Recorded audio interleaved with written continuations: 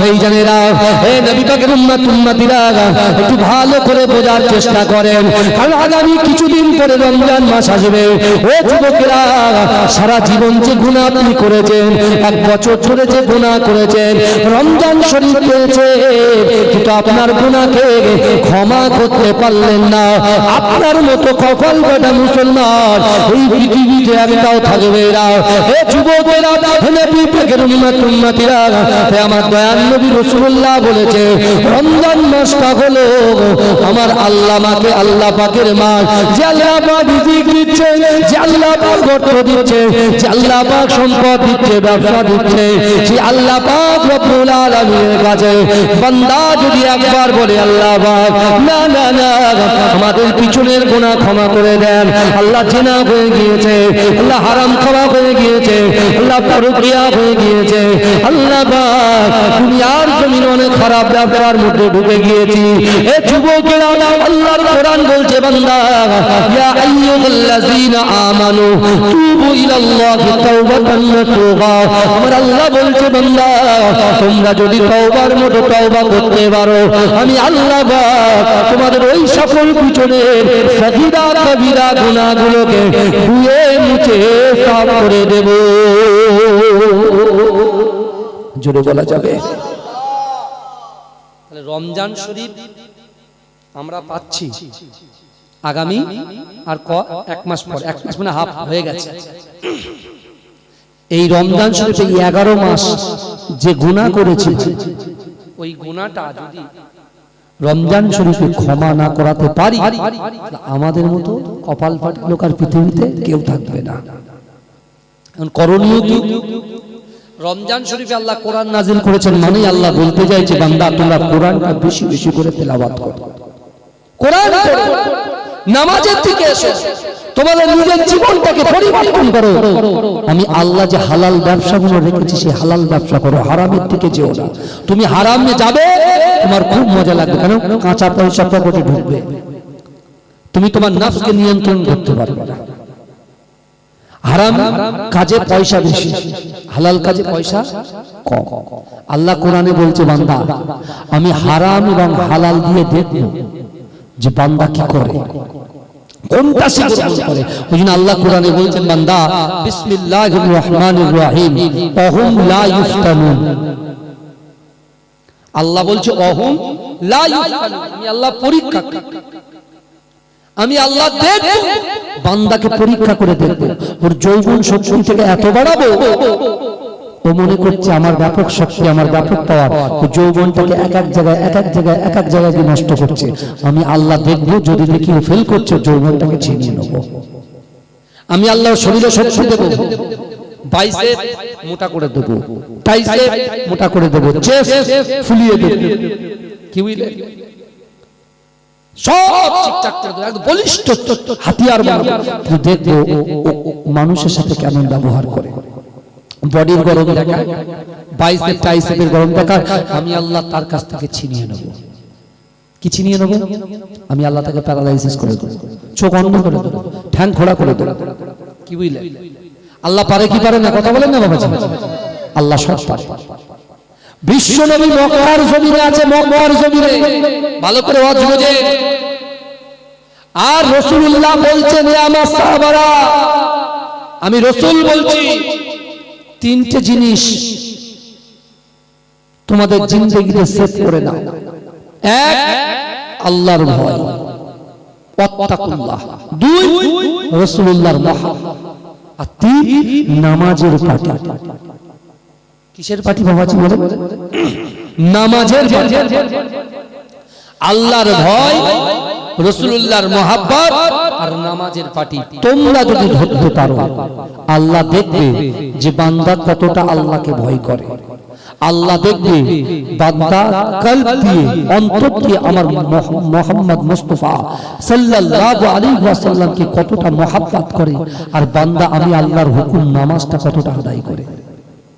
আল্লাহ রাসূল বলছে যদি তোমাদের অন্তরের ভিতরে আল্লাহর ভয়, রাসূলুল্লাহর মহব্বত আর নামাজের পাটিতে তোমাদের মনের কথা, ইচ্ছার কথা, আকাঙ্ক্ষার কথা, উদ্দেশ্যের কথা আল্লাহর সঙ্গে যদি শেয়ার করো, আল্লাহ বলছে ওই বান্দা এবং বান্দি আমার ওই উম্মত এবং উম্মতি তাদের দ্বারাই জিন্দেগিতে যেটা অসম্ভব, আমাদের দ্বারাই জিন্দেগিতে যেটা অসম্ভব, মায়েদের দ্বারাই জিন্দেগিতে যেটা অসম্ভব, এই অসম্ভব জিনিসকে আমার আল্লাহ সম্ভব করে দেবে। জোরে বলবেন না? প্রথমে রহমত, তারপর মাগফিরাত, তারপর 30টা রোজা কিরকম ভাগ করে দিয়েছেন দেখেন। আল্লাহ প্রথম রহমত বর্ষণ করছেন বান্দার উপরে, বান্দার শরীরে শক্তি দেবে, তারপর কি করবে? মাগফিরাত করে দেবে, যে বান্দা তুমি শুধু দোয়া চাও, দোয়া চাও, দোয়া চাও, দোয়া চাও, আমি আল্লাহ কবুল করব, কবুল করব, কবুল করব। তারপর দোয়া কবুল হবে, আল্লাহ বলছেন নাজাত। কিসের থেকে নাজাত? জাহান্নাম থেকে নাজাত। যদি বলে কথা বোঝা যাচ্ছে তো বাবাজি? আমার ভাইজানেরা, হে নবী পাকের উম্মত উম্মতিরা, হে নবীর দেওয়ানারা, বিশ্ব নবী রাসূলুল্লাহ সাল্লাল্লাহু আলাইহি ওয়াসাল্লাম কাবা শরীফে যখন এই কথা বলেছেন, বিশ্ব নবী দ্বীনের দাওয়াত দিচ্ছেন, আল্লাহর রাসূল যখন দ্বীনের দাওয়াত শুরু করে দিলেন, এ যুবকেরা মক্কার জমিনে আবু জেহেল, আবু লাহাব, উতবা, শাইবা, শিবা, মুগীরা, খালিদ এরা আল্লাহর রাসূলকে মারার চক্রান্ত করে, আল্লাহর রাসূলকে আটকানোর চক্রান্ত করে। কিন্তু যুবকেরা, নবী পাকের উম্মত উম্মতিরা, আমার দয়াল নবী রাসূলুল্লাহ কাবা শরীফের পাশে এত সুন্দর করে কোরআন তেলাওয়াত করতেন, এত সুন্দর করে কোরআন পাঠ করতেন। এই যুবকেরা মক্কার জমিনে যখন বাণিজ্য মেলা হতো, ও যুবকেরা এই বাণিজ্য মেলায় বাইরে থেকে যে সকল যুবকগুলো আসতো, তারা এসে আল্লাহর রাসূলের কোরআন শুনে তাদের বাণিজ্য বন্ধ করে দিয়ে আমার দয়াল নবীর পাশে বসে বসে বসে বসে কোরআন শুনে মুহাব্বত পাগল হয়ে আল্লাহর রাসূলের প্রেমে পড়ে আল্লাহর রাসূলের হাতে হাত দিয়ে কলেমা পড়ে মুসলমান হয়ে বাড়ি যেত, কলেমা পড়ে বাড়ি যেত। আর রাসূলুল্লাহ যখন কোরআন পড়তেন সব ফিদা হয়ে যেত। আবু জেহেল সে কাফের, আবু লাহাব কাফের, কিন্তু কোরআন না শুনলে ওদের ঘুম হতো না। কোরআন শুনতো তাহলে ওদের ঘুম আসতো, তাহলে ঘুম আসতো না। যদি বলুন আজকে আমরা তো কাফের, আমরা তো ঈমান এনেছি, এই শুনেন না, আমরা তো ঈমান এনেছি, আল্লাহকে বিশ্বাস করেছি, রাসূলকে মেনেছি, হ্যাঁ কোরআনকে মান্যতা দিয়েছি, আর আমরা মরবো তার উপরে ঈমান এনেছি, আবার আমরা বেঁচে উঠবো, মৃত্যুর পরে আবার দাঁড়াবো, সেটাও তো আমরা ঈমান এনেছি। কথা ঠিক না বলবো? আখিরাতকে বিশ্বাস করেছি, না দেখে সব বিশ্বাস করেছি। না দেখে বিশ্বাস করার নামই হচ্ছে ঈমান। কি বুঝলেন? না দেখে বিশ্বাস করার নামই হচ্ছে ঈমান। কিন্তু অনেক নাস্তিক আছে, অনেক নাস্তিক আছে, তারা বলে দুনিয়া এমনি এমনি চলে, বলে দুনিয়া এমনি এমনি চলে। এই দুনিয়া কি সত্যি এমনি এমনি চলে? দুনিয়াটা নিয়ন্ত্রণ করনেওয়ালার মালিক কে? এই কথা বলেন না আল্লাহ। অনেক নাস্তিক এই কথা বলে, আর নাস্তিকদের জবাব আল্লাহ দিয়ে দেয়, তার দ্বারাই বান্দার দ্বারাই, বান্দার দ্বারাই নাস্তিকের জবাব আল্লাহ। ভালো করে বলবেন। আবু বকর হুজুর কোরআন শুনেছেন, ওমর হুজুর কোরআন শুনেছেন, আলী হুজুর কোরআন শুনেছেন, যায়েদ হুজুর কোরআন শুনেছেন, তারা জান্নাতের সার্টিফিকেট পেয়ে গেছে। জোরে বলুন। আবু লাহাব কোরআন শুনেছেন, আবু জেহেল কোরআন শুনেছেন, জাহান্নামের আগুনে পড়ছে। কারণ কি? ওই যে এক কান দিয়ে শুনেছে, এক কান দিয়ে বার করে দিয়েছে, আর কি করেছে?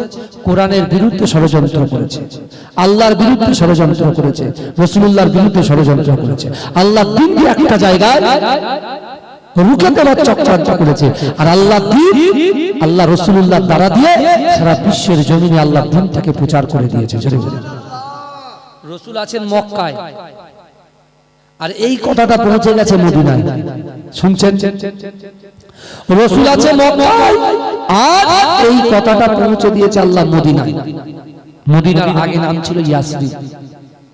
ওই মদিনাতে একজন সাহাবা ছিল 70 বছরের সাহাবা, যার নাম হচ্ছে হযরতে ওমর ইবনুল জামুহ। আল্লাহর রাসূলের সাহাবা, 70 বছর বয়স, কিন্তু তিনি আমাদের মতো সুন্দর পা ছিল না, একটা পা খোঁড়া ছিল। শুনছেন আপনারা? এই দেখেন, যার কলিজার ভিতরে আল্লাহর ভয় থাকবে, রাসূলুল্লাহর মহব্বত থাকবে, নামাজের পাটিতে আল্লাহর কাছে যা চাইবে আল্লাহ বলছে তোর অসম্ভবকে সম্ভব করে দেবো। জোরে জোরে। কিন্তু আমার ভাইরা, আমরা তো নামাজে যাই, জুম্মার দিনে যাই, সবার শেষে যাই, সবার আগে পালাই, দূরে কাজ ফরজটা পড়েই আউট। যদি ইমাম সাহেব দোয়াটা লম্বা করে বলে ইমাম সাহেব চেঞ্জ করতে হবে না, শর্ট করতে বলো, আমাদের টাইম নেই। ও আল্লাহু আকবার, তোমার জান্নাতের রাস্তার যে খোরাক, সেই খোরাকটাকে তুমি ছোট করে দিচ্ছ। কি বুঝলেন? আল্লাহর কোরআন বলছে বান্দা, ইন্নাল্লাহা লা ইউগাইয়িরু মা বিকওমিন হাত্তা ইউগাইয়িরু মা বিআনফুসিহিম। আল্লাহ বলছে বান্দা, যে জাত যে কওম নিজে পরিবর্তন হবার চেষ্টা করে না, আমি আল্লাহ ওই জাতি ওই কওমকে কখনো জন্য পরিবর্তন ঘটাই না। এখন কোন যুবক পরকীয়ার ভিতরে লিপ্ত, জেনার ভিতরে লিপ্ত, হারাম জিনিসের ভিতরে লিপ্ত, ও যদি মনে মনে ভাবে আল্লাহ যদি হেদায়েত দেয় তাহলে অত সহজ? আল্লাহ বলছে বান্দা তুমি এক পা আমার দিকে এগিয়ে আসবে, আমি আল্লাহ 10 পা তোমার দিকে এগিয়ে যাব। অর্থাৎ তোমার আগে পরিবর্তন হতে হবে, নিয়ত তো তোমাকে করতে হবে। কি নিয়ত করতে হবে কি হবে না? তাহলে এই মাসটা কার মাস বলেন? যে মাসে বসে আছে, শাবান মাস কার মাস? আল্লাহর মাস। শাবান মাস কার মাস? নবীর মাস। কার মাস? নবীর মাস, আমাদের রাসূল পাকের মাস। আর রমজান মাসটা কার মাস? আল্লাহর মাস। তাহলে এই মাসে যা করার আপনার আগামী দিনে রুজি বাড়ানোর জন্য, ব্যবসায় বরকতের জন্য, নিজের শারীরিক গঠন করার জন্য, নিজের সন্তানের পঠন পাঠানোর জন্য এবং শরীয়তকে শক্তভাবে ধরার জন্য যা কিছু চাইতে হবে নামাজের পাটিতে চেয়ে নেন। কারণ কারণ কারণ হলো এটা যে আগামী দিনে রমজান মাসে আমাদের পাপটাকে মোচন করে নিতে হবে, ধুয়ে নিতে হবে, পরিষ্কার করে নিতে হবে। আর যদি পরিষ্কার করতে না পারি, আবার 1 বছর টাইম আপনাকে লাগাতে হবে, হয়তো ওর ভিতরে ইন্তেকালও আমরা হয়ে যেতে পারি। আমরা আমরা অজুহাত, কিসের অজুহাত? সন্তানের অজুহাত। আপনি দেখুন ভালো করে, হিসাব করে দেখুন, আমরা সন্তানের অজুহাত যে হুজুর সন্তান বড় হয়েছে, তাদের পঠন পাঠনের জন্য হুজুর অনেক প্রস্তুতি নিতে হয়, তার জন্য ঠিকঠাক নামাজ কালাম পড়তে পারি না, সন্তান বাচ্চা কোলে নিতে হয়, পিশাব করে দেয়, তার জন্য নামাজ পড়তে পারি না, পর্দা ঠিকঠাক করতে পারি না, সন্তানকে দিয়ে কাজ চালিয়ে দিচ্ছি। অনেকে দেখবেন হুজুর আমার মুদিখানার দোকান গুমা হাবড়ার মোড়ে, এত চলাচলে হুজুর আমি পাশ ফিরতে পারি। ক্যাশ কাউন্টারে বসে থাকতে হয়, মানুষ টাকা দেয়, সেগুলো হিসেব রাখতে হয়। হ্যাঁ, তাই হুজুর আমরা ঠিকঠাক কাজাটাই পাইনি হুজুর বাড়িতে গিয়ে। আচ্ছা, কি কথা ঠিক বলছি না ভুল বলছি বলেন? আপনি যখন মাঠে যান, জোহরের আজান হয়, আমরা কাজেই ব্যস্ত থাকি। আপনি যখন সারা রাত মোবাইল দেখে দেখে, সারা রাত ইউটিউব দেখে দেখে আপনি একেবারে ফজরে গিয়ে আজান হচ্ছে, তখন আমরা শুয়ে পড়ছি। আল্লাহ পাক বলছেন, এই শুনছেন, আল্লাহ পাক বলছেন, এ বান্দা আমি আল্লাহ তো রিজিক দাতা, তোমার রুজি দিয়েছে আমি আল্লাহ, তোমার অক্সিজেন পাস করাচ্ছে আমি আল্লাহ। তাহলে আমি আল্লাহর হুকুমকে তুমি অমান্য করছো, তুমি ঠিকাদারের হুকুম পালন করে 10 তলা বিল্ডিং এ ওঠা নামা করছো। কি এর জন্য? 600 টাকা, 600 টাকা দেওয়ার জন্য। সে আপনাকে 600 টাকা দিবে, তার জন্য আপনি তাকে দৌড় করাচ্ছেন, একবার উপরে একবার নিচে। কত দূর থেকে এইগুলো মাথায় নিয়ে আমার ভাইরা তুলছে, কথা ঠিক না বল? সবকিছু আমরা করছি, কিন্তু ওই কবরে গিয়ে, ওই কবর যদি ভালো করতে চান, অন্ধকার ঘর, সাপ বিচ্ছুর ঘর, পোকামাকড়ের ঘরকে যদি উজ্জ্বল করতে চান, তাহলে কিন্তু আল্লাহর ভয় সত্যিকারের দিলের ভিতরে আনতে হবে, রাসূলুল্লাহর মহব্বত সত্যিকারের অন্তরের ভিতরে আনতে হবে। এবং আপনি যাই করুন না কেন, আপনি যাই করুন না কেন, আপনি সব করুন, কিন্তু ঠিক টাইমে আমাদের নামাজটা আদায় করতে হবে। তাহলে আল্লাহর সাহায্য আসবে, আপনাকে আল্লাহ বরকত করে দেবে, আপনার ব্যবসায় বরকত দেবে, আপনার পরিবারে বরকত দেবে, আপনার সন্তানের মেধা বৃদ্ধি করে দেবে, আপনার যে মনের ভিতরে অনুশোচনা আল্লাহ দূর করে দেবে, আপনার অন্তরের কষ্টকে আল্লাহ দূর করে দেবে। আল্লাহর কোরআন বলছে, বান্দা সারিউ ইলা মাগফিরাতিন মির রাব্বিকুম ওয়া জান্নাতিন আরদুহা সামাওয়াতু ওয়াল আরদ ওয়া ইদ্দাত লিল মুত্তাকিন। আমার আল্লাহ বলছে, বান্দা তোমরা অত দ্রুত অগ্রসর হও, আমি আল্লাহ আমার ক্ষমার দিকে। জোরে বলুন সুবহানাল্লাহ। জোরে শুরু করুন আল্লাহুম্মা।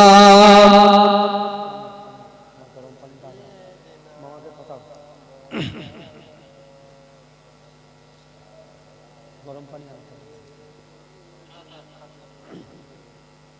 মামু কাজটা বলো। হে প্রভু রহমান, তোমার সেরা দান নূরানি আল কোরআন, নূরানি আল কোরআন। পিছনের ভাইরা একটু জোরে হবে না সুবহানাল্লাহ? চিৎকার দিয়ে হবে না সুবহানাল্লাহ? কারা কারা রাসূলুল্লাহকে ভালোবাসেন একটু হাত তোলেন তো। তাকবীর দেন, নারে তাকবীর। আর জোরে দেন, নারে তাকবীর। আমি হাত তুলবো, আপনারা তুলবেন তো নাকি? আমি হাত তুলবো, আপনারা তুলবেন তো? সুবহানাল্লাহ বলবেন কি বলবেন না?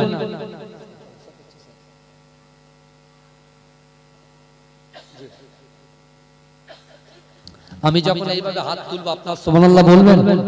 সবাই তুলবেন তো? পকেটে তো হাত ঢুকিয়ে গরম হয়ে গেছে, বুঝতে পেরেছেন? হাত কিন্তু খুলে এরকম ভাবে উঁচু করতে হবে সবাই। পারবেন বাপ? পারবেন তো ইনশাআল্লাহ? আল্লাহ কিন্তু দেখছেন। হাত উঠেছে, গলার আওয়াজ বের হয়ে যাবে। এতগুলো মানুষ, এই শুনছেন? এতগুলো মানুষ সুবহানাল্লাহ বলেই যাচ্ছে। আপনাদের সবার কাজ একাই করে দিচ্ছে। এই আমার একটা মামা আছে, সুলেমান মামা। কি মামা বললাম? সুলেমান মামা। তা আল্লাহ তার গলার জোর দিয়েছে, বুঝলেন?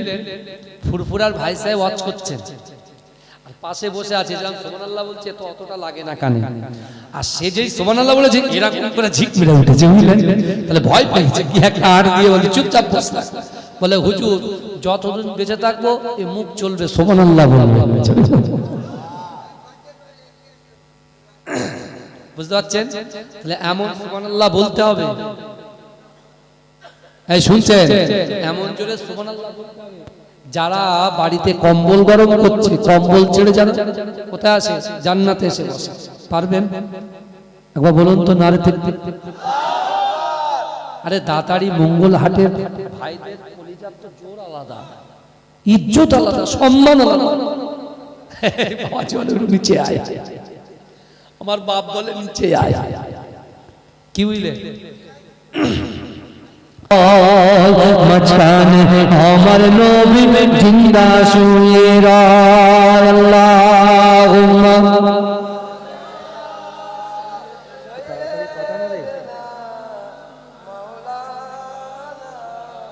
আল্লাহুম্মা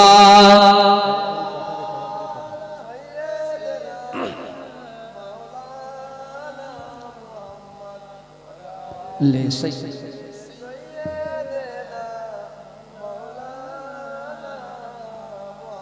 আমার বাবাজিরা ভাইরা, চাইতে গেলে কার কাছে চাইতে হবে?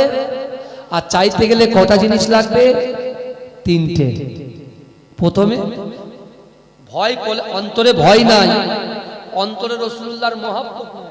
যতই আপনি মাথা টুকে মরে গেলেও পাবেন না। আবু জেহেলের আল্লাহর ভয় ছিল না, রাসূলুল্লাহর মহব্বত ছিল। কি বুঝলেন? আচ্ছা আপনারা বলেন তো বাবাজি, ঈমান আগে না আমল আগে? ঈমান আগে না আমল আগে? ঈমান আগে, তারপরে আমল। তো আমরা দেখতে পাচ্ছি আমলটা বেশি হয়ে যাচ্ছে, আমলটা বেশি করছি। যেটা ধরার পাত্র সেটাকে ছিদ্র করে রেখেছি, আর শুধু আমল ভর্তি, আর তলা দিয়ে সব কি বলেন, সব ছিদ্র দিয়ে বেরিয়ে যাচ্ছে। তার মানে কি? ঈমানটা মজবুত করতে হবে। একজন ঈমানদারকে আল্লাহ 5টা পরীক্ষা করবে। কটা? একটা ঈমানদারকে আল্লাহ কটা পরীক্ষা করবে? 5টা পরীক্ষা করবে। কি বুঝলেন? একটা ইমানদারকে আমার আল্লাহ পাক কটা পরীক্ষা করবে বাবাজি? 5টা পরীক্ষা আমার আল্লাহ একজন ইমানদারকে করবে। তার মধ্যে আল্লাহ পাক ইমানদারের ভিতরে ভয় ঢোকাবে। ভয় কি ঢোকাবে বলেন? ভয়। তারপরে ইমানদারের শরীরে আল্লাহ রোগ দেবে, কষ্ট দেবে। বুঝতে পারছেন না? কারণ রোগ যখন দেবে সে তখন কার কাছে ডাকে, কাকে বলে, কার কাছে করে, এটা দেখার বিষয় আছে না? নাই কথা বলে।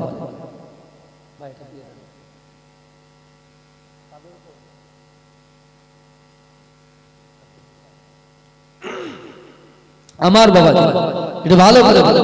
তাহলে একজন ইমানদার কি করবে বলেন? কটা পরীক্ষা করবে?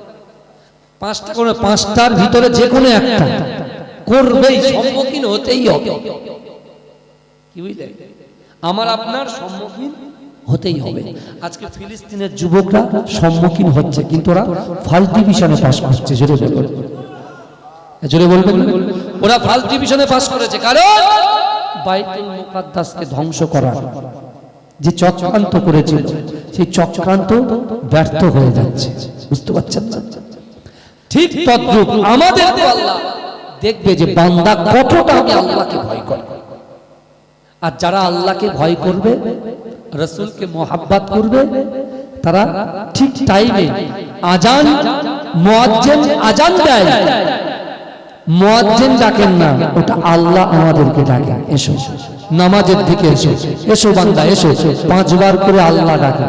আর 24 ঘন্টা সারাক্ষণ আল্লাহ আমাদের সাথে থাকে। যদি বলেন দলিল দেন, আল্লাহ বলছে বান্দা নাহনু আকরাবু ইলাইহি মিন হাবলিল ওয়ারিদ। আল্লাহ বলছে বান্দা আমি আল্লাহ তোমাদের ঘাড়ের শিরা উপশিরা থেকে অতি নিকটবর্তী, আমি আল্লাহ তোমাদের সাথে থাকি। জোরে বলেন কি আমাদের সাথে থাকে? এই কথা বলেন, কি আমাদের সাথে থাকে? আমার আল্লাহ আমাদের সাথে থাকে। জোরে বলেন। এখন যারা যেমন মা বাপের সামনে ভয়ে কোনো ভুল কাজ করে না, কি করে না? সন্তান। শোনেন না, আমরা স্যারের সামনে ভুল কাজ করি না, ভয়। নেতার সামনে উল্টো পাল্টা কথা বলি না, ভয় করি। এমপির সামনে চুপচাপ হাত গুটিয়ে বসে থাকি, কারণ আমরা ভয় করি। কিন্তু ভাইজান, যে আল্লাহ আপনার শরীরের প্রত্যেকটা পার্টসকে সাজিয়ে দিয়েছেন, যে আল্লাহ সুন্দর চোখ দিয়েছেন, যে আল্লাহ জবান দিয়েছেন, যে আল্লাহ ইজ্জত দিয়েছেন, যে আল্লাহ সম্মান দিয়েছেন, যে আল্লাহ সন্তান দিয়েছেন, যে আল্লাহ পিতামাতা দিয়েছেন, যে আল্লাহ একটা বাড়ির সঙ্গে আর একটা বাড়ি করার ক্ষমতা দিয়েছে, যে আল্লাহ কাঁচা বাড়ি থেকে পাকা বাড়ি করিয়ে নিয়েছেন, পাকা বাড়ি থেকে আরো 2 তলা বানিয়ে দিয়েছেন, 1 কাঠা জমি থেকে 2 কাঠা জমি বানিয়ে দিয়েছে। সেই আল্লাহ বলছে বান্দা মান কানা লিল্লাহি কানা আল্লাহু লাহু, যে ব্যক্তি আমার হয়ে যায় আমি আল্লাহ তার হয়ে যাই। কি বুঝলেন? আল্লাহ বলছেন যে আমার হয়ে যায় আমি আল্লাহ তার হয়ে যাই। তাহলে আমাদের জিন্দেগি জীবনে পরিবর্তন দরকার। আর সামনে যে শবে বরাত আসছে, আর আজ থেকে নিয়ত করতে হবে জিন্দেগিতে যে খারাপ কাজের মধ্যে লিপ্ত হয়েছি, যে বাজে সঙ্গের মধ্যে লিপ্ত হয়েছি, এগুলোকে আল্লাহ আজ থেকে মৃত্যুর আগ পর্যন্ত সব ত্যাগ করে দিলাম। আল্লাহ আপনি আমাদের হালাল রুজি ইনকাম, হালাল পথে ইহদিনাস সিরাতাল মুস্তাকিমের পথে পরিচালিত করুন, যাতে করে আল্লাহ আপনার খাঁটি বান্দা হিসেবে আপনি আপনার দরবারে ইলাহিতে আমাদেরকে কবুল করে নিন। বলুন আমিন। বলবেন না আল্লাহুম্মা আমিন। তাহলে চাইতে গেলে 3টে জিনিস লাগবে, আর সেই 3টে জিনিসই ছিল ওমর ইবনুল জামুর। সেই 3টে জিনিসই ছিল ওমর ইবনুল জামুর মধ্যে। রাসূল আছেন মক্কায়, সে আল্লাহর কাছে নামাজের পাটিতে দোয়া চাইছেন, টপ টপ করে পানি পড়ছে আর চলছে। ওগো রব্বুল আলামিন আল্লাহ পাক, না না না, আমি ওমর ইবনুল জামু একজন 70 বছরের আপনার বান্দা। ওগো রব্বুল আলামিন আল্লাহ, রাসূলুল্লাহ আছে মক্কার জমিনে আর আমি আছি ইয়াসরিবের জমিনে। কিন্তু ওগো রব্বুল আলামিন আপনার হাবিবুল্লাহ বলেছে আল্লাহর ভয়, রাসূলুল্লাহর মুহাব্বত, নামাজে পাটি। ওগো রব্বুল আলামিন আল্লাহ, আমি ওমর ইবনুল জামু আপনাকে ভয় করি। আমার জিন্দেগি জীবনের থেকে রাসূলুল্লাহকে বেশি মুহাব্বত করি। আর এই নামাজের পাটিতে বসে বসে আমি আপনার কাছে যাই। ওগো রব্বুল আলামিন আল্লাহ, কুল্লু নাফসিন যায়িকাতুল মাউত, প্রত্যেক মানুষের মৃত্যুর স্বাদ গ্রহণ করতে হবে। ওগো রব্বুল আলামিন আল্লাহ, মউত কখন আসবে কেউ বলতে পারে না। কিন্তু না না না, আমি ওমর ইবনুল জামু, আমি তো আপনার একজন বান্দা। ওগো রব্বুল আলামিন, আপনি সব কিছু পারেন। ইন্নাল্লাহ আলা কুল্লি শাইইন কাদির, প্রত্যেকটা শক্তিতে আপনি বিরাজ করেন। ওগো রব্বুল আলামিন আল্লাহ পাক, না না না, আমি ওমর ইবনুল জামু, আমার খ্বাহিশ আছে, আমার ইচ্ছা আছে, আমার আকাঙ্ক্ষা আছে। আমি আপনাকে বলবো আল্লাহ পাক, না না না, আমি ওমর ইবনুল জামু, আমার মনের আশা হলো আমার রাসূলুল্লাহ যতদিন পর্যন্ত মক্কার জমিন থেকে মদিনার জমিনে পদার্পণ না করবে ততদিন পর্যন্ত আমি ওমর ইবনুল জামুকে মৃত্যু দেবেন না। কি হয়েছে? সামনে যেতে বলবো বাবা, যেটু সামনের দিকে আসেন। গরম পানি দিয়েছে? আসেন, একটু সামনে আসেন, দরুদ শরীফ পড়েন। আল্লাহুম্মা, আসেন বাপ, তাড়াতাড়ি আসেন, তাড়াতাড়ি।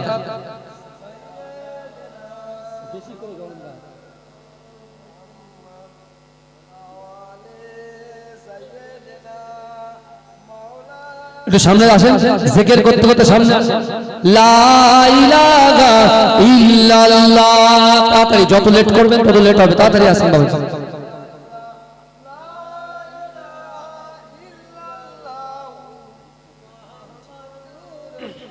মাইকটা ঠিক সেট হয়নি, টানছে তো গলা, আমার গলা বসে, মাইকটা একটু অসুবিধা আছে। আমার ভাইরা বাবাজিরা ভালো করে বোঝেন, একটু আসেন না, ওই পিছনের ভাইগুলোকে একটু জায়গা দেন, সামনে জায়গা আছে, একটু আসেন, সামনে আসেন, ছুটে ছুটে আসেন, আমার সোনার ভাই আসেন, তাড়াতাড়ি তাড়াতাড়ি। এই কথাটা শেষ করে আমি কিয়াম করে দোয়া করে দেবো, তাড়াতাড়ি আসেন, চেপে আসেন, চেপে আসেন। জিকির করুন আল্লাহ আল্লাহ আল্লাহ আল্লাহ, তাড়াতাড়ি তাড়াতাড়ি।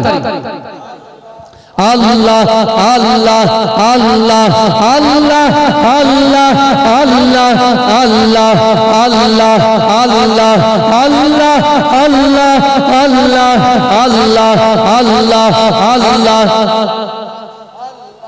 আল্লাহকে ডাকছেন, গম গম করবেন। আসেন, সামনে আসেন, সামনে আসেন, পিছনের ভাইরা যেন ধরতে পারে, সামনে আসেন। লা ইলাহা ইল্লাল্লাহ মুহাম্মাদুর রাসূলুল্লাহ। জায়গা গরম হয়ে গেছে, অত সহজ নয়। কেন বলছি, যে মাটির বুকের উপরে বসে আছেন ওই মাটি তো আপনার আজকে দিনে সাক্ষী হলো, আবার ওই মাটিটাকে চেঞ্জ করে আরেকটা মাটির উপরে বসবেন, সেও সাক্ষী হলো। আবার ওই মাটিটাকে চেঞ্জ করে আরেক জায়গায় বসবেন, সেও সাক্ষী হলো। তাহলে একই দিনে কটা সাক্ষী পেলেন? তিনটে। বুখারী শরীফের হাদিস, কিয়ামতের মাঠে আল্লাহর হাতে তারাজ্জু থাকবে, মিজানের পাল্লা। ওই মিজানের পাল্লাতে এই মাটি সর্বপ্রথমে আপনার পক্ষে সাক্ষী দেবে। জোরে বলুন। তাহলে এবার একটু আসেন, হাদিস তো বললেন, আসেন আসেন আসেন, এবার আসবেন, এবার আসবেন। দরুদ শরীফ পড়ুন, আল্লাহুম্মা